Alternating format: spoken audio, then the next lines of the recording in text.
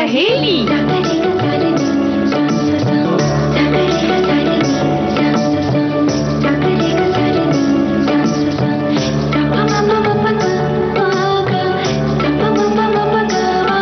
सखी सहेली।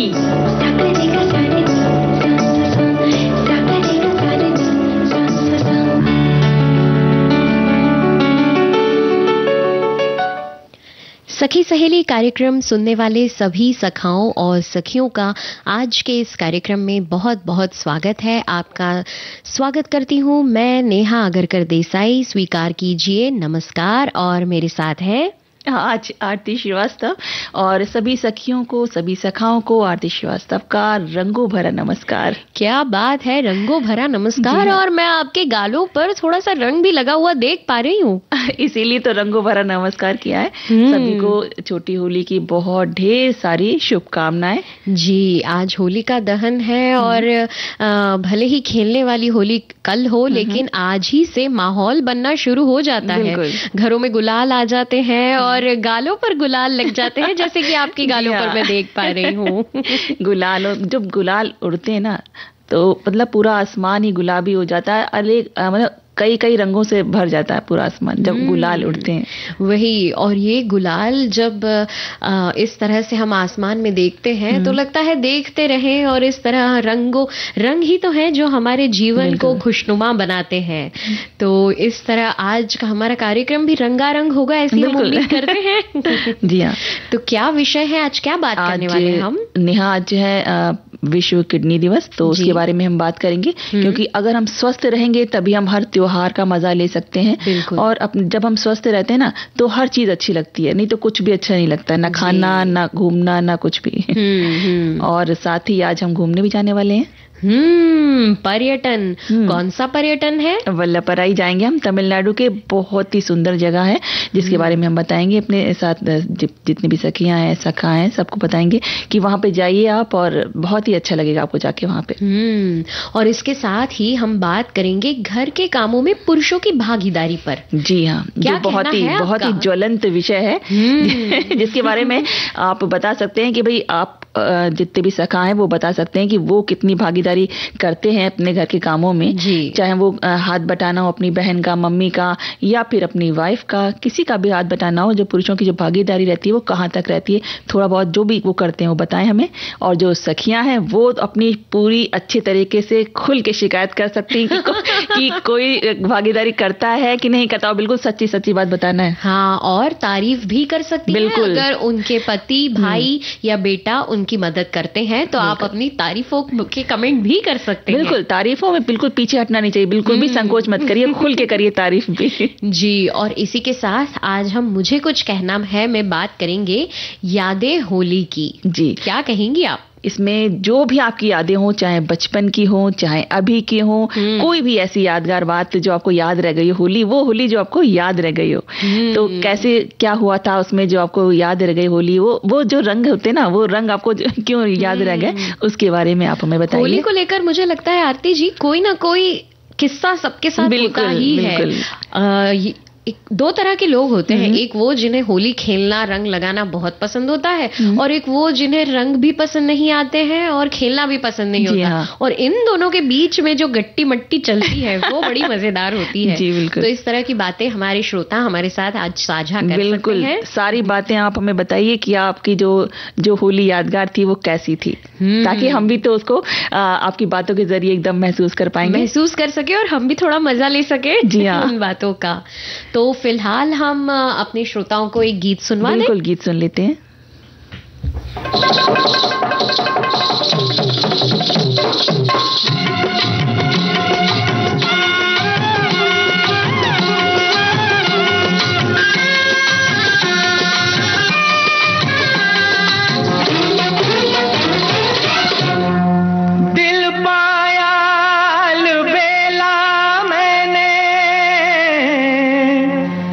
तबीयत मेरी रंगीली हाय, आज खुशी में मैंने भैया थोड़ी सी भंग पीली।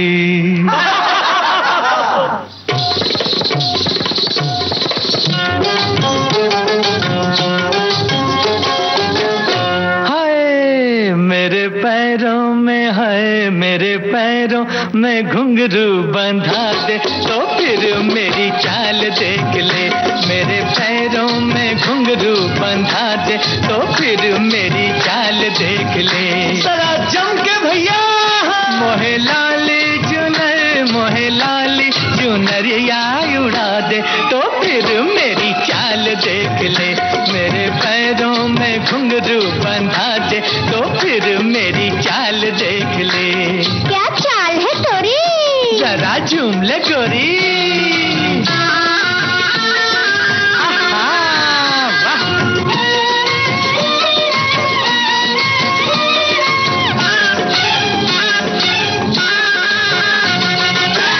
हाले डोले किसी की नथनी, झूमे किसी का झुमका। हर क्वारी दिल थाम ले अपना, ऐसा लगाऊं ठुमका। कैसे भला? ऐसे जब हो किसी की ब्याह सगाई, मेरी जवानी ले अंगड़ाई, मेरी जवानी ले अंगड़ाई। कोई मेरी हाय हाय, कोई मेरी भी शादी करा दे तो फिर मेरी चाल देख ले। मेरे पैरों में घुंघरू बंधा दे तो फिर मेरी चाल देख ले।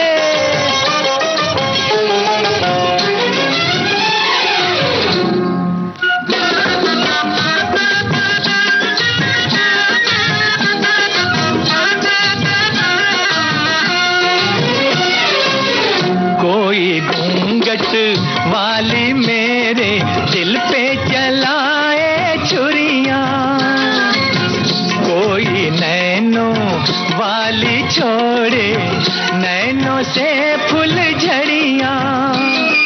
रूप है लाखों और एक दिल है, आपे में रहना भी मुश्किल है, आपे में रहना भी मुश्किल है। कोई अखियों हाय हाय, कोई अखियों से दारू पिला दे तो फिर मेरी चाल देख ले।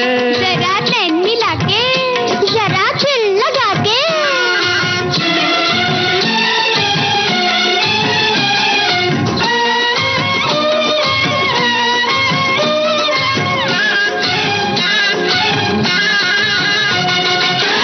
एक नजर से दिल भरमाए, दूजी से ले जाए। तीजी नजर तू ऐसी मारे जो देखे लुट जाए। सारी दुनिया तुझ पे दीवानी, मैं भी तो देखूं तेरी जवानी, मैं भी तो देखूं तेरी जवानी। जरा मुखड़े होए होए, जरा मुखड़े से घुंघटा हटा दे तो फिर मेरी चाल देख ले। मोहे लाली जुनर, मोहे लाली जुनरिया उड़ा दे तो फिर मेरी चाल देख ले। मेरे पैरों में घुंघरू बंधा दे तो फिर मेरी चाल देख ले।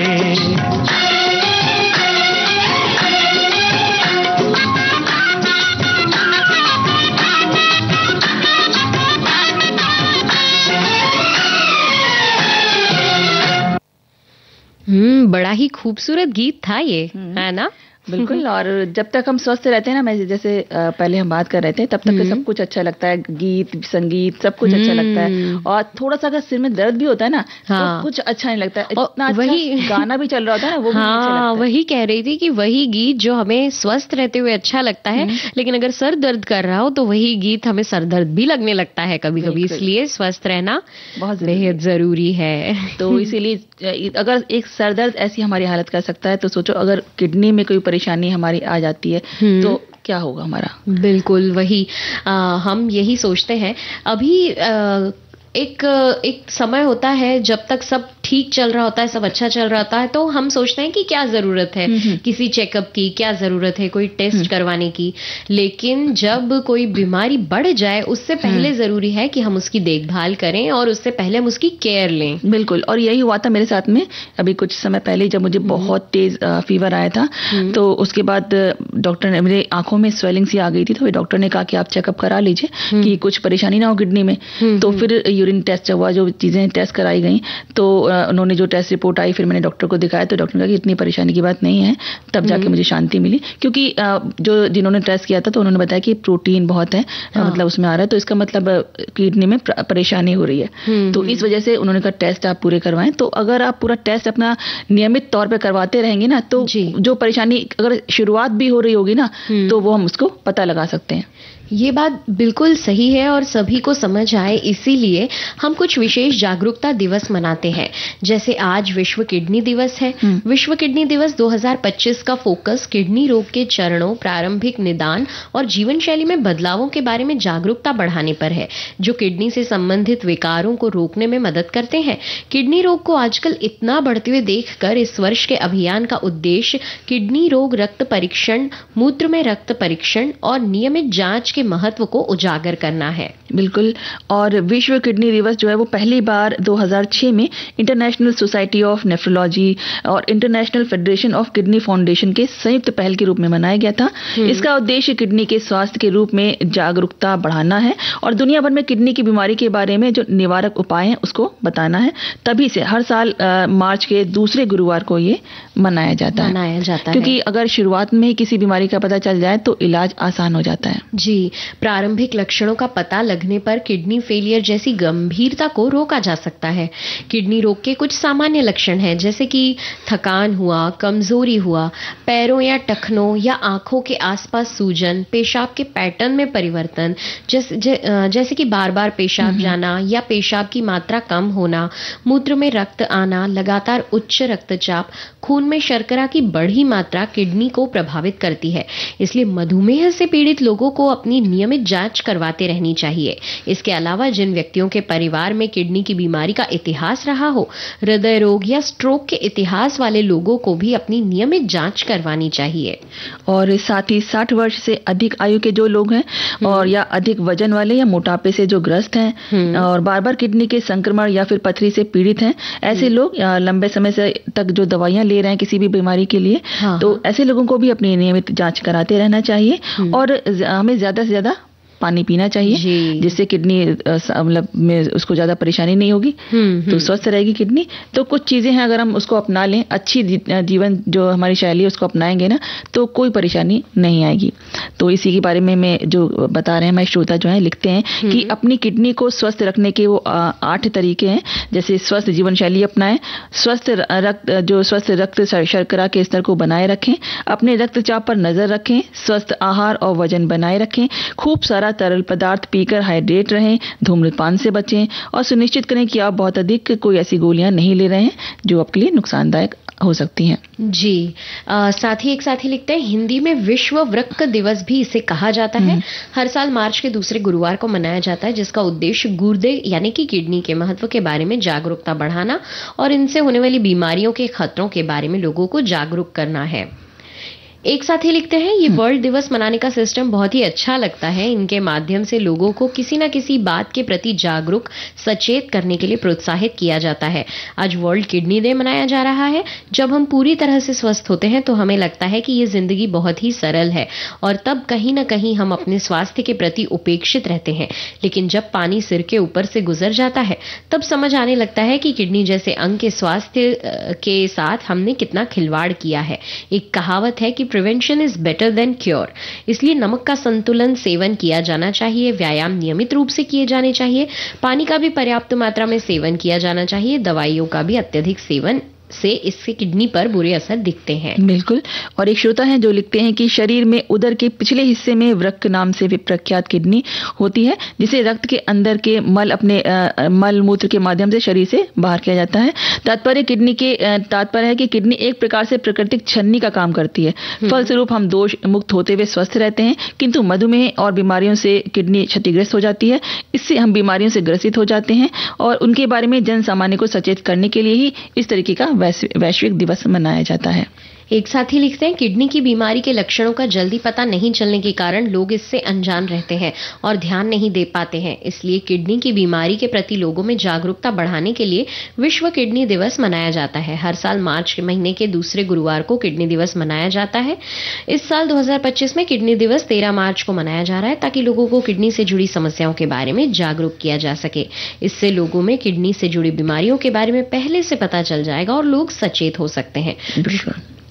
और अगर हम बात करें कि हर साल एक नई थीम होती है, तो इस साल की 2025 की थीम है क्या आपकी किडनी ठीक है, समय रहते पता लगाएं, किडनी के स्वास्थ्य की रक्षा करें। तो इसके ऊपर आधारित होगा ये जो विश्व दिवस मनाया जा रहा है किडनी का। तो ये इसकी थीम है। तो हम अपने अगर ध्यान रखेंगे अपने स्वास्थ्य का, तो हम स्वस्थ जो भी चीजें हैं, जो त्योहार आते हैं, उनका भी आनंद ले सकते हैं और अपने आसपास जो भी चीजें हो रही हैं उसका आनंद ले सकते हैं। और एक हमारे श्रोता हैं वो लिखते हैं कि किडनी हमारे शरीर का एक खास अंग है। किडनी शरीर से विषाक्त पदार्थों को बाहर निकालकर बीमारियों से बचाव करने में मदद करता है, लेकिन आज के दौर में लाइफस्टाइल, खान पान और कई कारणों से लोगों को किडनी संबंधी बीमारियां हो रही हैं। किडनी के स्वास्थ्य के प्रति हर साल मार्च के दूसरे गुरुवार को विश्व किडनी दिवस को मनाया जाता है। विश्व किडनी दिवस का खास दिन स्वास्थ्य संगठनों, डॉक्टरों और आम जनता को किडनी स्वास्थ्य के प्रति जागरूक करने के लिए समर्पित है। विश्व किडनी दिवस के मौके पर जानते हैं, मतलब उन्होंने जो बताया कि इसका पूरा इतिहास है, एक उसी हिसाब से जैसे थीम इसकी तय की जाती है, तो बता रहे हैं। आरती जी, डॉक्टरों की सलाह ये भी होती है कि पानी तो पिए ज्यादा से ज्यादा, मगर धीरे धीरे करके। कई लोग इस गलतफहमी में होते हैं कि वो पूरा 1 गिलास पानी 1 मिनट के अंदर गट पी जाते हैं।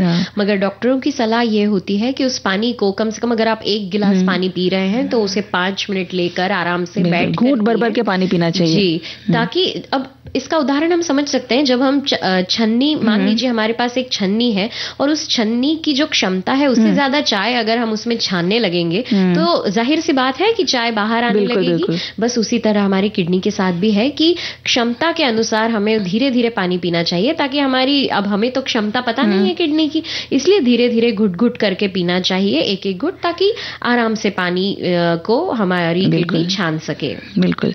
और किडनी एक हमारे श्रोता लिखते हैं कि नियमित व्यायाम और शारीरिक गतिविधियों की वजह से मधुमेह और रक्तचाप नियंत्रित रहता है।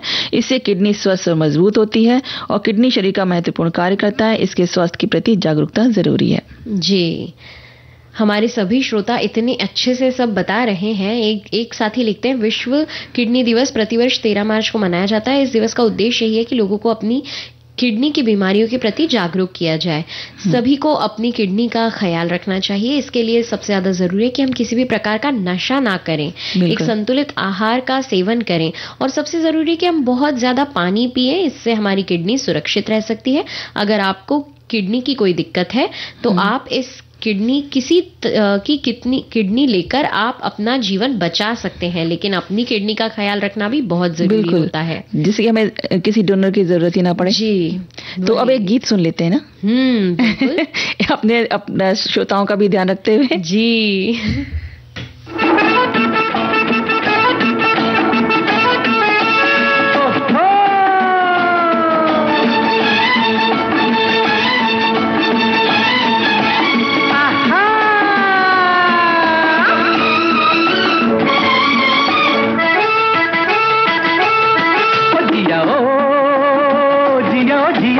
बोल दो, अरे ओ दिल का पर्दा खोल दो, जिया कुछ बोल दो, अरे ओ दिल का पर्दा खोल दो। जब प्यार किसी से होता है तो दर्द सा दिल में होता है। तुम एक हसीन हो लाखों में, भला पाके तुम्हें कोई खोता है। जिया ओ जिया ओ जिया कुछ बोल दो।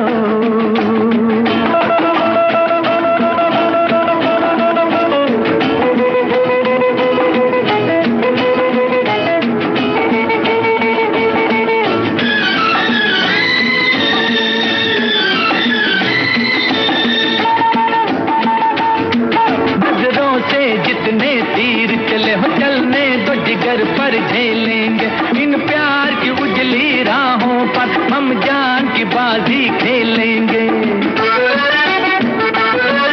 इन दो नैनों के सागर में कोई दिल की नैया डुबोता है। जिया ओ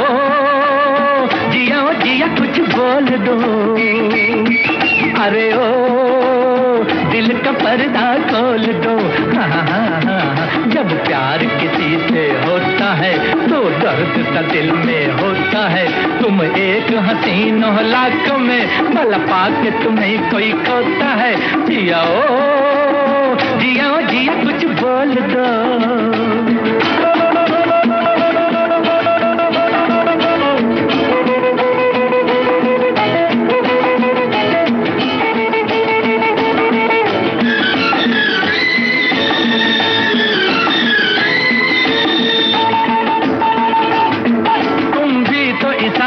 जलते हो चेहरे से बयां हो जाता है, हर बात पे आहें भरते हो, हर बात पे दिल थर्राता है।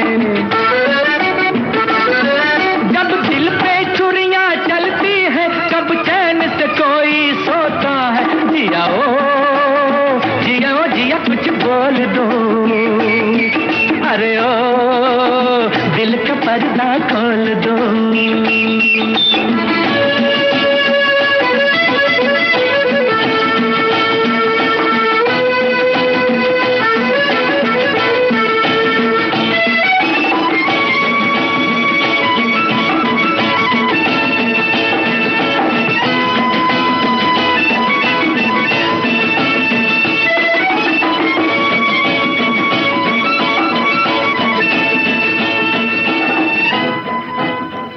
हाँ नेहा, कितना अच्छा गीत था ना ये। और जब आराम से बैठे हो तब सुनना कितना अच्छा लगता है ना। एक कप चाय हो हाथ में, है ना, और ये गीत सुन रहे हो आराम से। लेकिन ऐसा होता है नहीं, जब काम के समय हो तो फिर सिर्फ काम होता है। सिर्फ काम ही चलता रहता है ना। ये लगता है कि अब हमें फुर्सत का समय कब मिलेगा, हम कब चाय की प्याली अपने हाथ में लेके ऐसे बैठेंगे और आराम से कुछ सोचते हुए। ऐसा करना संभव है वैसे, पूछिए कैसे? जब हमारे घर में हमारे पति हमारी थोड़ी मदद कर दें तो हमारे लिए भी ये मुमकिन है कि चाय की एक प्याली लेके हम भी आराम से बैठ के सुकून से चाय पिए। क्या कहती हैं आप? अरे बिल्कुल ऐसा होता ही है। मतलब ऐसा नहीं होता कि कोई भी बिल्कुल भी मदद ना करता हो। कई जगह पे जो पुरुष हैं वो करते हैं, भागीदारी देते हैं इसमें, ऐसी बात नहीं है। और वैसे भी अब आजकल के समय में देखा जाए तो बहुत ही कम है जो नहीं भागीदारी करते, नहीं तो सभी सहायता करते हैं कामों में। जी, ये जो बात है, ये सच में समय के साथ लोगों की सोच में ना अब तेजी से बदलाव आ रहा है। घरेलू कामों से जुड़ी जो पुरानी बातें चली आ रही थी कि घरेलू काम सिर्फ महिलाएं ही करेंगी, उन्हीं की जिम्मेदारी होगी, अब ये सब बातें पुरानी हो गई हैं। उसकी अब सब नई सोच ने इनकी जगह ले ली है। अब पुरुष भी घर के कामों में अपना पूरा सहयोग देते हैं, फिर चाहे कुकिंग हो या फिर घर की साफ सफाई हो या फिर बच्चों की देखभाल हो। बिल्कुल। और अब महानगरों में में भी ऐसा होता है कि एकल फैमिली में जो रहते हैं जो पुरुष, उनको इस बात का एहसास होने लगा है कि महिलाएं कितनी कठिनाइयों के साथ अकेले सारे घर का काम करना, परिवार को देखना, सब कुछ, सबका अगर कोई बीमार है तो उसकी भी देखभाल करना। तो देखा जाए तो अब गाँव में तो इतना ज्यादा नहीं है, लेकिन हाँ, शहरी आबादी में युवकों की एक मतलब ऐसी पीढ़ी तैयार हो चुकी है जिन्होंने अपनी माँ को नौकरी के साथ अकेले ही जो घरेलू जिम्मेदारियां हैं उनको पूरा करते हुए देखा है। और सच मानिए आरती जी, जब भी कोई व्यक्ति, चाहे पुरुष हो महिला हो, जो संघर्ष आप अपने माता पिता को करते हुए देखते हैं, आप यही चाहते हैं कि वो संघर्ष आपको या आपके किसी भी अपने को ना करना पड़े। तो बस ऐसा ही है कि जब आप अपनी, जैसा आपने कहा कि कई लोगों ने अपनी माओं को अकेले नौकरी के साथ साथ घर के काम करते हुए देखा, तो जाहिर सी बात है कि उनके मन में भी ये बात आई होगी कि नौकरी और घर के काम दोनों एक ही व्यक्ति नहीं कर सकता है। दोनों की जिम्मेदारियां अगर निभानी है तो दोनों को मिलकर निभानी होगी, चाहे घर की हो चाहे बाहर की हो। बिल्कुल। और ये सब देखकर शिक्षित जो भी चीजें चल रही हैं, तो उनको देख के जो शिक्षित हैं युवा वर्ग है, तो उनके मन में ये अपने आप ही ये बात आती है कि अब परिवार के तौर तरीकों में बदलाव लाना जरूरी है, ताकि मेरी माँ ने जैसी परेशानियां उठाकर अकेले सारी जिम्मेदारियां निभाई हैं, वो अब आगे इस गलत परंपरा को हम आगे ना लेकर जाएं। जी। तो शहरों में रहने वाले जो युवा हैं, उनकी सोच में ये जो सकारात्मक बदलाव आया है, उसमें वो बहुत ही अच्छी चीज है जी। चीजें चेंज हुई हैं। तो अब ऐसा होता है कि ये तो घर में, अब हमारे घर में मैं देख लीजिए, जो मेरे भाई हैं, तो वो ऐसा नहीं कि ऑफिस से आके बैठ जाते हो अपना आराम से, पूरा सहयोग देते हैं। और संडे के दिन तो जो रात की जो सब्जी बननी होती है ना, वो उन्हीं की जिम्मेदारी होती है कि वो उन्हीं को बनानी है। और चाय बनाने की जिम्मेदारी मेरे दूसरे भाई की है, वो चाय बनाएगा। मतलब डेली, ऐसा नहीं कि एक दिन छोड़ के, उसको डेली चाय उसी को बनानी है। तो सबके लिए जिम्मेदारियां बांटी हुई हैं। ऐसा नहीं कि सिर्फ महिलाओं को या लड़कियों के लिए जिम्मेदारी दी गई है, हमारे घर में सबको दी गई है कि सबको करना है, वो काम तो करना ही है। जी, बिल्कुल सही बात है। वैसे भी ये बात तो हम सभी मानेंगे कि जिन परिवारों में लोग मिलजुल कर काम करते हैं, उनके रिश्तों में भावनात्मक बंधन बहुत ज्यादा मजबूत होते हैं। आज के दौर में स्त्रियों की दुनिया बहुत तेजी से बदल रही है, जहां वो अपनी एक नई पहचान बना रही हैं।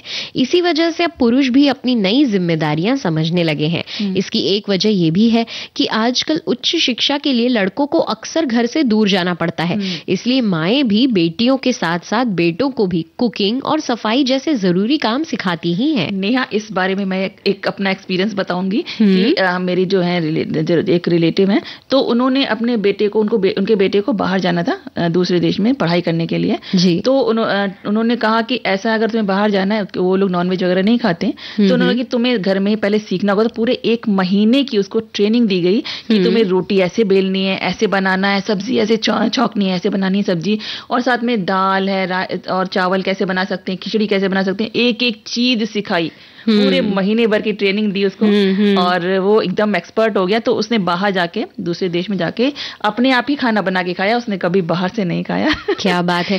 और ये शिक्षा इसलिए भी जरूरी है। अब मान लीजिए किसी घर में बेटियां नहीं है, सिर्फ बेटे ही हैं। अब कभी माँ भी बीमार पड़ती है, कभी माँ को भी लगता है कि किसी और के हाथ का खाना खाना चाहिए, भले ही माँ घर पे रहती हो। सिर्फ हम कामकाजी महिलाओं की ही बात नहीं करेंगे, अगर माँ घर पे भी रहती हो लेकिन कभी बीमार पड़ जाए, या कभी उन्हें किसी और स्वाद का खाने का मन हो, कहते हैं ना, हमारे हाथ का खा के हम बोर हो गए। तो इसलिए भी अगर बेटे काम सीख लें या बेटों को माँ काम सिखा दे, माँ या पिता, तो ऐसे में माँ को भी थोड़ा आराम मिल जाएगा और बेटों को भी काम करने का मौका मिल जाएगा। बिल्कुल। और इसी बात पे हमारे एक श्रोता हैं जो कहते हैं कि घर के कामों में पुरुषों की भागीदारी के लिए मैं कहना चाहता हूँ कि 40% तक गृह कार्य में मदद करता हूँ, फिर भी श्रीमती जी खुश नहीं है। बताइए, तो गलत बात है। ये तो बिल्कुल गलत बात है, इसमें हम आपके साथ हैं बिल्कुल नहीं। तो उनका कहना है कि वो 10% भी आ जाना चाहिए, 40 से 50 चाहिए, 50 तो नहीं चाहिए। अच्छा। तो वो कह रहे हैं कि आप हमें कुछ उपाय बताइए तो उनकी खुशी मल्टीप्लाई हो सके, तो उनका मतलब गुस्सा जो है वो कम हो जाए और उनकी खुशी बढ़ जाए। देखिए, कभी कभी इसके लिए हम तो ये कहना चाहेंगे, कभी कभी क्या होता है कि जब कोई भी चीज हम नई सीखते हैं, तो जब हम सीख रहे होते हैं तब हम काम में मदद कम और काम बढ़ाना कर देते हैं। तो हो सकता है कि आपसे ऐसी कुछ गलतियां हो जाती होंगी। आप जब अपना काम करें तो ये जरूर देखें कि आप ऐसा तो नहीं कि काम फैला रहे हो ज्यादा। हाँ। इसलिए शायद श्रीमती जी नाराज रहती होंगी। और श्रीमती जी से भी हम ये रिक्वेस्ट करेंगे उनसे कि आप बिल्कुल अपना गुस्सा छोड़ दीजिए, और थोड़ी बहुत जो हेल्प कर रहे हैं तो हेल्प आप अच्छे से लीजिए। और अगर थोड़ी बहुत गलती भी हो रही है ना, तो आप उनको बता दीजिए कि किस तरह से करना है। जी बिल्कुल। हमारी एक साथी लिखती है कि घर के काम में पुरुषों की भागीदारी से न केवल घर के कामों को बांटने में मदद मिलती है, बल्कि ये पुरुषों को भी घर के कामों में शामिल होने का अवसर प्रदान करती है। मैं घर के कामों में ऐसे हाथ बटाता हूँ कि मेरी श्रीमती जी मुझे कुछ कहती हैं, वो कहती हैं आप तो रहने ही दीजिए। वही गलतियां हैं जो सब कर रहे हैं। वही नहीं, आपसे जरूर काम बढ़ जाता होगा इसलिए, वरना कौन ऐसी महिला होगी जो नहीं चाहती होगी कि हमारे पति हमारा साथ दें। उनको लगता होगा ना कि आपने जो काम वो 10 मिनट में करती है, उसके बाद आपने आधे घंटे का काम बढ़ा दिया होगा। जी। अभी फिलहाल एक अंतराल का समय हो चुका है, उसके बाद इस चर्चा को जी फिर चर्चा को कंटिन्यू करेंगे। बिल्कुल।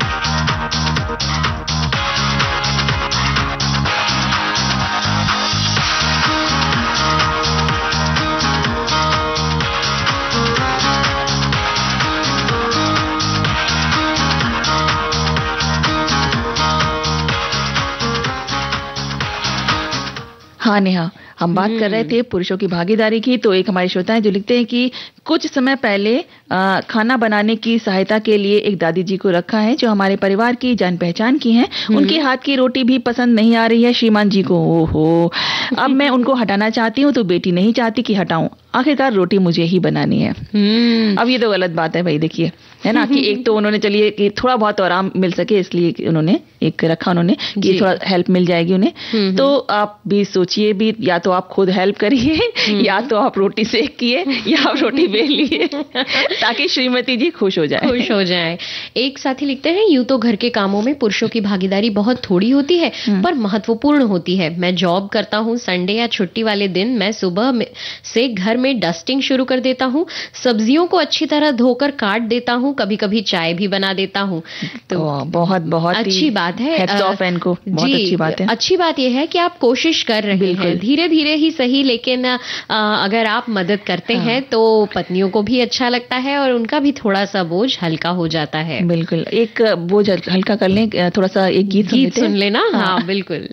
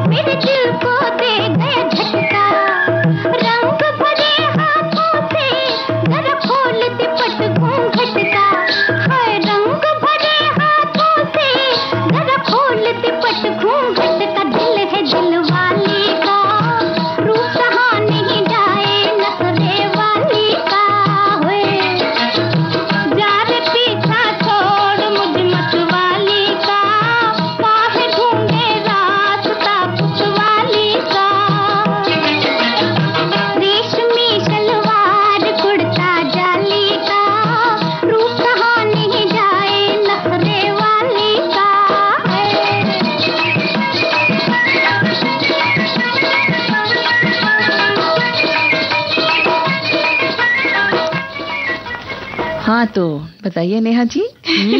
हमारे श्रोता बड़े अच्छी टिप्पणियां लिख रहे हैं। बहुत ही अच्छी।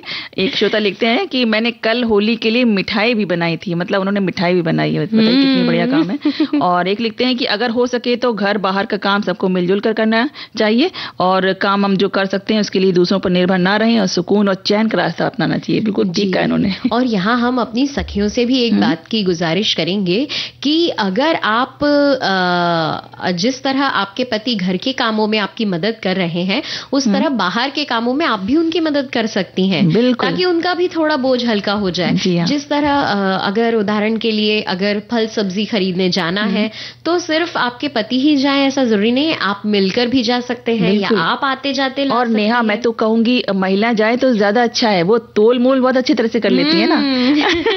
वो 10 रुपए की चीज को उनके अंदर एक क्षमता है वो, क्योंकि वो 10 रुपए की चीज को 5 रुपए तक मिला सकती है। क्या बात है बिल्कुल।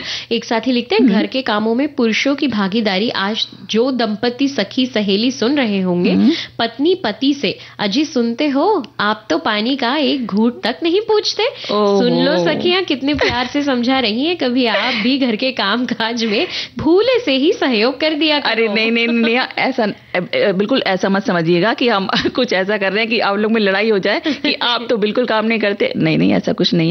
जितना काम हो सके एक दूसरे को सहयोग देते रहिए, और जितना सहयोग देंगे उतना ही काम भी जल्दी हो जाएगा, और दोनों के पास टाइम रहेगा, अपने घूमने फिरने जा सकते हैं, है ना, कुछ अच्छा कर सकते हैं। एक साथी लिखते हैं, आजकल के लड़के भी बहुत से काम घर के कर लेते हैं। बाहर के देशों में कोई नौकर नहीं होता है, जो होते हैं वो बहुत महंगे होते हैं। वहां अगर दोनों मियाँ बीवी काम ना करे तो चल ही नहीं सकता। बच्चे होने पर भी 1 या 2 महीने की ट्रेनिंग होती है बच्चे को पालने के लिए। महिलाएं भी घर में पति के भरोसे छोड़कर ऑफिस जा सकती हैं। बिल्कुल सही कहा है। और एक और श्रोता है जो कहते हैं कि घर की कामकाज करने में कोई संकोच नहीं करना चाहिए। मैं और मेरी पत्नी दोनों टीचर हैं, दोनों ही व्यस्त रहते हैं। मैं तो घर के सब काम करता हूँ, आज भी मैंने पोछा लगाया है। मुझे खाना भी बनाना आता है और कई बार बनाता हूँ। बच्चों की यूनिफॉर्म धोना, शूज पॉलिश करना और कपड़े प्रेस आदि काम मैं रोज करता हूँ। वैसे भी स्त्री और पुरुष होने के आधार काम को बांटना और भेदभाव पैदा करना, समाज के लिए लिंग भेद को खत्म करना है, तो काम का बंटवारा लिंग के आधार पर नहीं करना चाहिए कि ये काम जो है वो सिर्फ लड़की कर सकती है, सिर्फ महिला कर सकती है, और ये काम सिर्फ पुरुष कर सकता है। आरती जी, कई बार देखने में आता है कि कई ऐसी पत्नियां जो ऑफिस भी यानी कि बाहर, घर के बाहर जाकर काम भी कर रही हैं और घर के काम भी कर रही हैं, वे कई बार अपने पतियों से मदद लेने में संकोच महसूस करती हैं, या फिर यदि पति घर के कामों में हाथ बटाते हैं तो उन्हें ऐसा लगता है, बोझ जैसा महसूस होता है, उन्हें ऐसा लगता है जैसे उनका कोई काम पति ने कर दिया हो।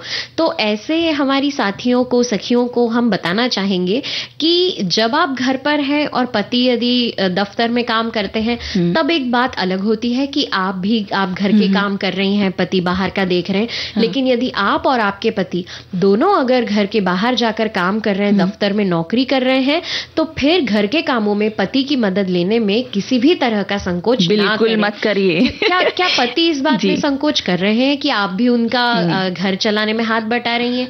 नहीं, क्योंकि अब जमाना बदल गया है, जरूरतें बदल गई हैं। तो उसी तरह आप भी बिल्कुल संकोच ना करें यदि आपके पति घर में मदद करते हैं तो। बिल्कुल। और एक श्रोता है जो लिखते हैं कि घर के कामों में आज का विषय जो काम का आया है जिसमें पुरुष अपनी बात रख सकते हैं।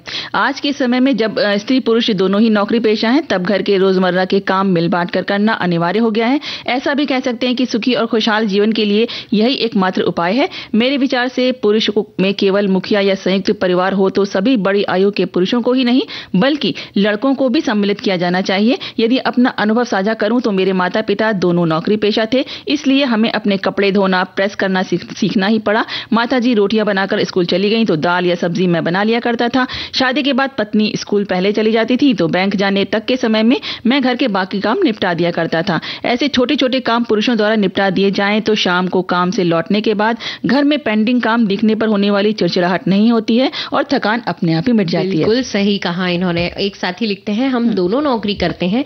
मेरे पतिदेव हर दिन मेरे साथ काम करते हैं, रोज शाम का खाना वही बनाते हैं, मैं सुबह का खाना बनाती हूँ। मैं बहुत खुशनसीब हूँ, उनको उनको जो मुझे साथ मिले, उन्हें मेरी भी उम्र, अरे क्या बात है, क्या सच में इस तरह हमारी भावनाएं निकलती हैं जब हम देखते हैं कि कोई बिल्कुल दिल से हमारी मदद कर रहा है, काम में हाथ बटा रहा है। तो क्या कहना चाहेंगे आरती जी? एक गाना, एक गीत सुन लेते हैं इतनी इतनी प्यारी प्यारी बातों के बाद।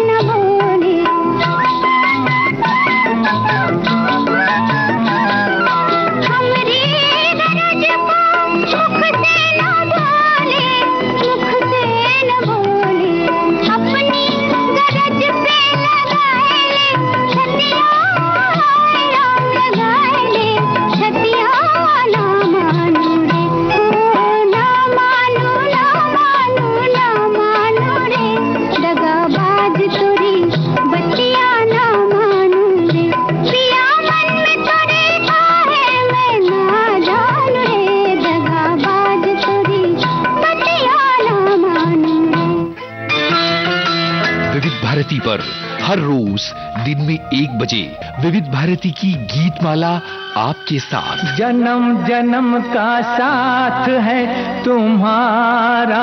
इस कार्यक्रम में हर पायदान पर होगी आपकी भागीदारी। हम और तुम, तो हम और आप पिरोएंगे गीतों की इस माला के मोती साथ साथ। हम साथ साथ हैं। जुड़े रहिए हमारे साथ विविध भारती के फेसबुक पेज पर। विविध भारती की गीतमाला हर रोज दिन में 1 बजे। विविध भारती, आपका जीवन संगीत। हाय हाय। विविध भारती पर धूम मचा रहा है हेलो फरमाइश। मुद्दत से दूर थे तुम हम, एक जमाने के बाद मिलना अच्छा लगा। जब से ये प्रोग्राम बंद हुए थे ना, सब लोग चर्चाएं करते थे कि विविध भारती से कब प्रोग्राम चालू होंगे। हम लोगों को अब सफलता मिली है तो हमें बहुत खुशी है सर। श्रोताओं की पहली पसंद, पहला प्यार होता है ना, फोन इन प्रोग्राम होता है कि अपनी आवाज करोड़ों लोगों तक पहुंचे। और एक ऐसा रेडियो स्टेशन विविध भारती है कि आवाज श्रोताओं के कानों में गूंजती है। आपको बता दें, हेलो फरमाइश कार्यक्रम के लिए आप भी कर सकते हैं फोन कॉल। रिकॉर्डिंग बुधवार को दिन में 11 बजे से लेकर 1 बजे के बीच। हेलो फरमाइश कार्यक्रम का प्रसारण मंगलवार और गुरुवार को शाम 4 बजे। पुनः प्रसारण बुधवार और शुक्रवार को दिन में 10 बजे। विविध भारती पर हेलो फरमाइश। तो आरती जी, कहीं घूमने जाने की बात होने वाली थी? बिल्कुल होने वाली थी, क्या हो रही है घूमने की बात। आज हम घूमने जा रहे हैं। आपने आके, मैं तो कहूँगी जो सखियां हैं, जो सखा है, थोड़ी सी आंखें बंद करके ये महसूस करें कि वो पहुंच गए हैं वल्लभपराई में, तमिलनाडु के, जो कि है पश्चिमी घाट की अनामलाई पर्वत श्रृंखला पर, समुद्र तल से 3500 फीट की ऊंचाई पर। और इतना खूबसूरत है ना वल्लभपराई की बस आप देखते रह जाएंगे वहां की सुंदरता। और यहाँ के चाय बागानों के लिए अपने पहचाना जाता है, जो पश्चिमी घाट की पहाड़ियों और घाटियों में फैले हुए हैं। वल्लभपराई में साल भर ठंडा और सुहावना मौसम रहता है। यहाँ घूमने की इतनी सुंदर जगह हैं जिन्हें देखकर ऐसा लगता है कि हम किसी अलग ही दुनिया में आ गए हों। प्रकृति का जादू हर तरफ बिखरा दिखता है। नल्लामुड़ी व्यू पॉइंट से लेकर करुमलाई, बालाजी मंदिर, Chinna Kallar falls, monkey falls, Aliyar dam, grass hills, Nirar dam, Loam's view point जैसी कई जगह हैं जो आकर्षण का केंद्र है। मंकी फॉल्स एक प्राकृतिक वाटरफॉल है, वहीं चिन्ना कल्लर फॉल्स मीठे पानी का प्राकृतिक जलाशय है, जहां घने जंगलों के बीच इन झरनों तक हरी भरी पगडंडियों से होते हुए 600 मीटर की चढ़ाई करके पहुंचते हैं। बिल्कुल। और वल्लभपराई की टनल रिवर, जिसे कि लोग कुलंगल नदी के रूप में जानते हैं, ये प्रसिद्ध टनल जो भारत की सबसे लंबी टनल है, रिवर वल्लभपराई के मुख्य शहर से 3 किलोमीटर दूर है। यहाँ नदी के साफ पानी में तैराकी की जा सकती है और प्रकृति की सुंदरता को महसूस किया जा सकता है। इसके अलावा इस जगह पर घने जंगलों से घिरे कई चाय और कॉफी के बागान हैं। वल्लभपराई की जलवायु चाय, कॉफी, इलायची के सिनकोना के पेड़ों के लिए उपयुक्त है। चिन्ना कल्लर वल्लभपराई में भारत में सबसे अधिक वर्षा वाली जगह है। पोलाची के मैदान से वल्लभपराई पहुंचने के लिए लगभग 40 खड़ी हेयरपिन मोड़ है। ये जगह हाथियों और तेंदुओं से समृद्ध है। बिल्कुल। और साथ ही यहाँ पे जो पर्यटक आएंगे तो वहाँ पे इंदिरा गांधी वन्य जीव अभ्यारण्य भी जा सकते हैं, जो बहुत ही मशहूर है। इस अभ्यारण्य में वो पर्यटक शेर, पूंछ वाले मकाक, भौंकने वाले हिरण, जंगली सुअर, नीलगिरी तहर, ये सब चीजें देख सकते हैं। और साथ ही पक्षियों में great hornbill, Malabar point hornbill और ग्रे मालाबार हॉर्नबिल देख सकते हैं। और ये तो बताइए आरती जी की इस सुंदर सी जगह पर पहुंचा कैसे जाए? वही बताने जा रही थी मैं। अगर आपको यहाँ पे जाना है, इतनी सुंदर जगह का आनंद लेना है, तो आप यहाँ का जो निकटतम हवाई अड्डा है, कोयम्बटूर हवाई अड्डा है, जो 102 किलोमीटर दूर है। और पोलाची रेलवे स्टेशन वल्लभपराई का निकटतम रेलवे स्टेशन है, जो 64 किलोमीटर दूर है। प्रमुख रेलवे स्टेशन है कोयम्बटूर जंक्शन। और कोयम्बटूर, पोलाची, पलानी, चुल्लुकुडी और अथिरापल्ली से कई राज्य सरकार की बसें भी उपलब्ध हैं, जिससे आप जा सकते हैं। और यहाँ पे ग्रीष्मकालीन एक महोत्सव होता है 3 दिनों का, जहाँ पे आप बहुत ही अच्छे से उसका आनंद ले सकते हैं और यहाँ की संस्कृति को आप समझ सकते हैं। क्या बात है। तो बड़ा ही आनंद आएगा जब ऐसी जगहों पर हम जाएंगे, और आनंद आएगा जब हम अगला गीत सुनेंगे। रूठे सैया, हाय रूठे सैया, हमारे सैया क्यों रूठे, रूठे सैया, हमारे सैया क्यों रूठे, ना तो हम बेवफा, ना तो हम झूठे, रूठे सैया, हमारे सैया क्यों रूठे।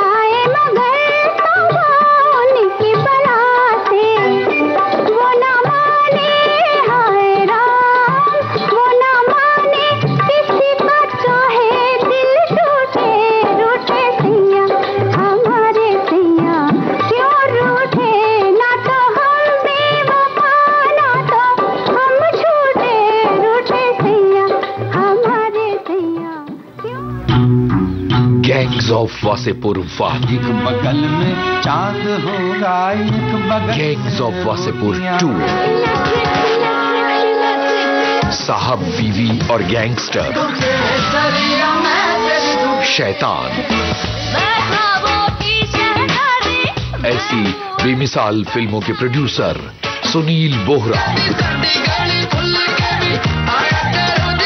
आ रहे हैं विविध भारती पर बॉम्बे टॉकीज में 15 मार्च शाम 4 बजे सिर्फ विविध भारती पर।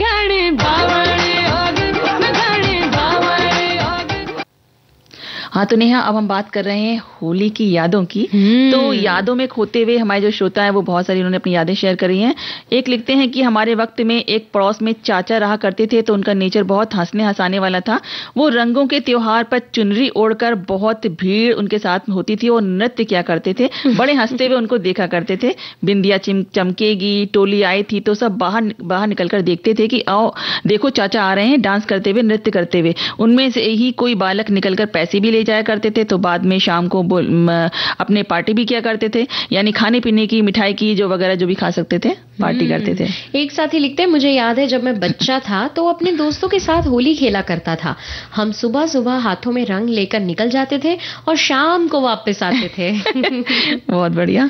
और एक और श्रोता है जो लिखते हैं कि होली आपसी भाईचारे का त्योहार है। यह त्योहार भारतीय उपमहाद्वीप के लगभग सभी देशों में बड़ी धूमधाम से मनाया जाता है। और 1997 की बात है कि मैं अपने मेरे दोस्तों ने विदेशी सैलानियों के साथ गेटवे ऑफ इंडिया पर खेली होली, और आज तक मेरे जहन में है। हमारी भूत जैसी शक्ल देखकर जर्मन जो टूरिस्ट थे उन्होंने हमारे साथ फोटो ली, और मैंने भी उनके कैमरा से फोटो ली थी, जो फोटो एल्बम में रखी है, जो बहुत ही मजेदार किस्सा है। तो ये तो बहुत ही यादगार रह गई। हाँ, सच में ऐसे कुछ किस्से होते हैं जो हमें हमारे दिमाग पे, दिल पे छाप छोड़ जाते हैं। एक साथी लिखते हैं, यादें होली की, मुझे मेरी बचपन की होली याद दिलाती है। होली की हमारी टोली रात के समय कंपाउंड की लकड़ियां चुरा लाते थे, अड़ोस पड़ोस के से पैसे इकट्ठा करते थे, उससे लकड़ियां खरीद कर लाते थे, सब इकट्ठा होकर होली जलाते थे, एक दूसरे को गुलाल रंग लगाते थे और रंगारंग माहौल बनता था। ऐसा मानना था कि होली पर गर्म किए हुए पानी से नहाने से शरीर की पीड़ा कम होती है, तो दूसरे दिन हम वही पानी से नहाते थे। आजकल ये सब कुछ कहाँ है। बिल्कुल सही बात कह रहे हैं। और एक और हमारे श्रोता जो लिखते हैं कि वैसे तो हमारी हर साल की होली यादगार होती है, पर एक होली तो मैं कभी भूल ही नहीं सकती। तब मैं 11-12 साल की थी। हम लोग होली पर दादाजी दादी माँ के पास जाते थे। वहीं पर होली के दिन हमारे घर के नौकर ने मुझे और मेरे चचेरे भाई को भांग खिला दी, और उस दिन पूरे दिन जो नाटक हुआ, मैं और भाई पूरे दिन एक दूसरे का हाथ पकड़े रहे और बार बार खाना खाते रहे और सबसे पैसे मांगते रहे। मेरी बुआ भी भांग खा ली थी, तो रात में उनकी तबीयत खराब हो गई। मेरे दादाजी भांग के नशे में हंसे ही चले जा रहे थे। किसी तरह वो रात कटी और दूसरे दिन उस नौकर की मेरे अंकल ने जो मरम्मत की कि क्या बताऊं। असल में वो मालपुए में ही भांग मिला दिया था, जिसे घर के सारे लोगों ने खाया और सबको नशा चढ़ गया था। तब से मैंने भांग से तौबा कर ली। हमारे एक साथी लिखते हैं, मुझे बचपन की बातें याद आ रही हैं। 1967 की, जब मेरी उम्र 9 वर्ष की थी, तब मैं तीसरी क्लास में पढ़ता था। आपने महसूस किया होगा कि होली गर्मी के दिनों में आती है और उस वक्त घरों में ना कूलर था ना एसी। ऐसे में लोग घर के बाहर मच्छरों से बचने के लिए और गर्मी से बचने के लिए मौसम की ठंडी ठंडी हवा खाने के लिए बाहर सोते थे, आंगन में सोते थे, कुछ लोग छतों पर भी सोते थे। ऐसे में जो लोग खटिया बाहर रखते थे, हम लोग होली के दिनों में उस खटिया को चुरा लेते थे, उसकी तोड़ फोड़ कर होलिका दहन में जला देते थे। और इन दोनों लोग उपले भी बाहर, घरों के बाहर आंगन में सूखने रखते थे। हम चोरी करके होलिका दहन में जला देते थे। वो बचपन के दिन इस प्रकार की हरकतों से हमें आनंदित करते हैं, लेकिन आज जब हम उम्र में बढ़ गए हैं तो ऐसा लगता है कि हमने बचपन में बहुत गलत किया, बचपन की बात भुला दी। ये तो सही है आरती जी कि बचपन में हम कई बार ऐसे कुछ कारनामे कर जाते हैं जो बाद में हमें एहसास दिलाते हैं कि ये गलत था, इसलिए तो उसे बचपन कहा जाता है। हाँ। एक और हमारी श्रोता है जो लिखती हैं कि हमारे बचपन की होली में अगर घर में कोई फूफा जी या जीजा जी या समधी अतिथि आ गए तो रंग से उनकी जो दुर्गति होती थी, उनके खाने में भी हंसी ठिठोली शामिल की जाती थी। कपास रुई को बेसन और मैदे के घोल में लपेट कर उसकी पकौड़ियां और पुए बनाए जाते थे। पहले वही परोस दिए जाते थे, फिर हंसी के एक दौर के बाद पकवान परोसा जाता था। क्या बात है। तो अब क्यों समय हमें और इजाजत नहीं दे रहा आरती जी, तो नहीं तो हम यादें बहुत सारी और भी बांट सकते हैं जी। वही तो आपको और हमारे श्रोताओं को होलिका दहन और होलिका पर्व की बहुत बहुत, बहुत शुभकामनाएं। और इसी के साथ अब दीजिए इजाजत आपकी सखी नेहा आगरकर देसाई और आरती श्रीवास्तव को। नमस्कार।